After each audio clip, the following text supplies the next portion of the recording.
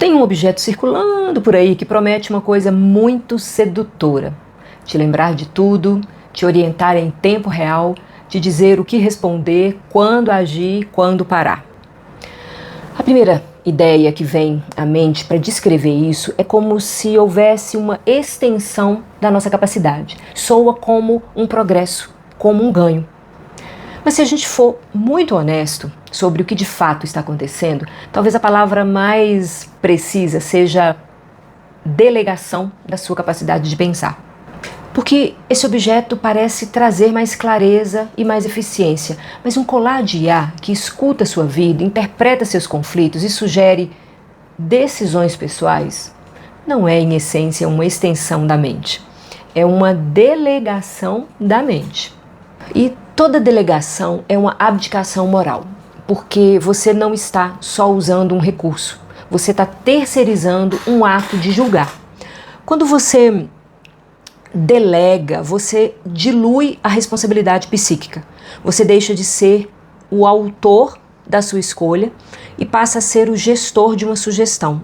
Ah, é isso que eu tenho que fazer? Ah, é isso que eu tenho que fazer? Ah, é isso que eu tenho que fazer? Ah, mas eu continuo no controle. Eu posso dizer não quando eu quiser. Pode. Mas a questão não é o controle sobre o sim ou o não. A questão é o que acontece no intervalo entre o estímulo e a resposta. É nesse espaço que a gente amadurece, que a gente erra, que a gente aprende a ser quem a gente é. E é exatamente esse espaço que a tecnologia pode preencher. E então, sim, toda delegação da nossa capacidade mental é uma abdicação moral porque ela permite que você evite a responsabilidade. O momento em que a pessoa prefere não ser agente da própria vida. Isso é duro, sim, mas é honesto. É clínico e é libertador. Aqui, veja, a moral não é um saber o que é certo, nem uma regra social com valor imposto.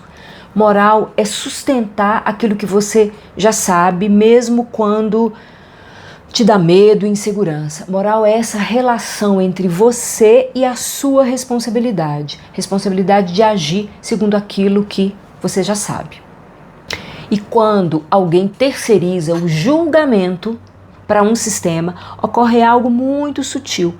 A decisão ainda acontece, preste atenção nisso, a ação ainda acontece, mas a sua responsabilidade psíquica ela não é desenvolvida. Nesse caso, você acaba por se apegar até a certas justificativas. Ah, não fui eu que decidi, foi a orientação, era o melhor segundo o sistema.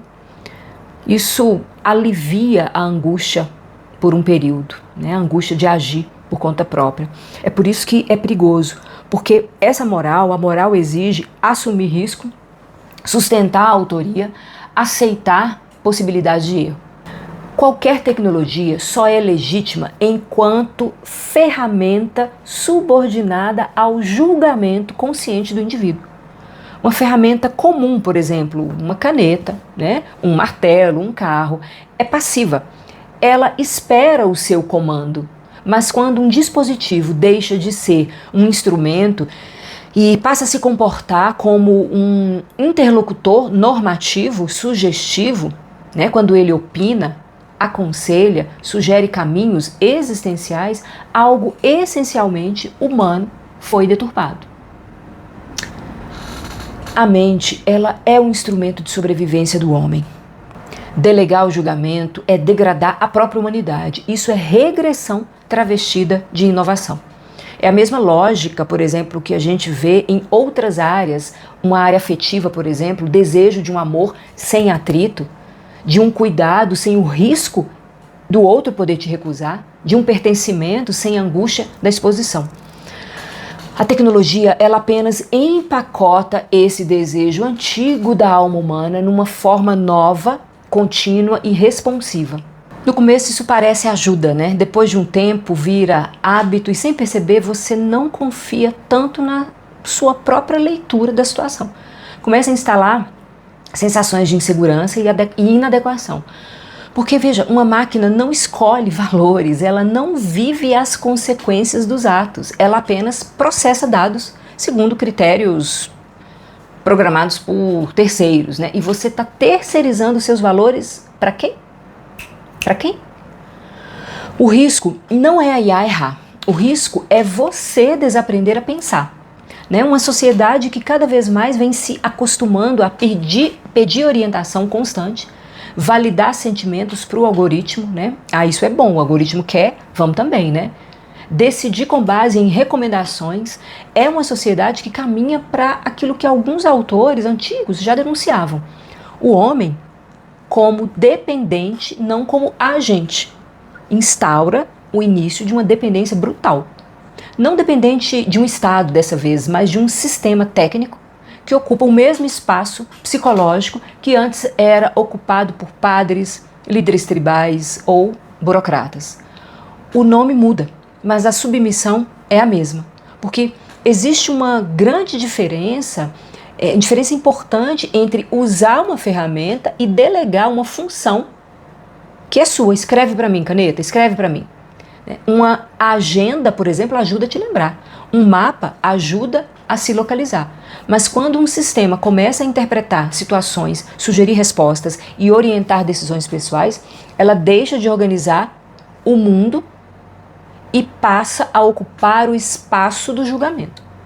E julgamento não é um detalhe da vida adulta, é uma função, uma potência da alma que sustenta a autonomia e quando não exercida, enfraquece, nos enfraquece. Veja, pensar dá trabalho, exige tempo e exige atravessar dúvida e desconforto. Pensar exige esse intervalo, uma pausa, porque entre estímulo e a resposta existe um espaço da escolha. Um assistente que preenche esse espaço em tempo real não te ajuda, ele te treina a não escolher. Porque é nesse intervalo entre estímulo e resposta que você age através das suas escolhas.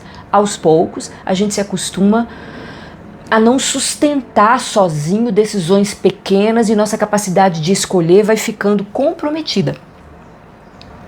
Uma pessoa recebe uma mensagem difícil, em vez de parar, sentir, respirar, pensar, ele busca logo uma sugestão.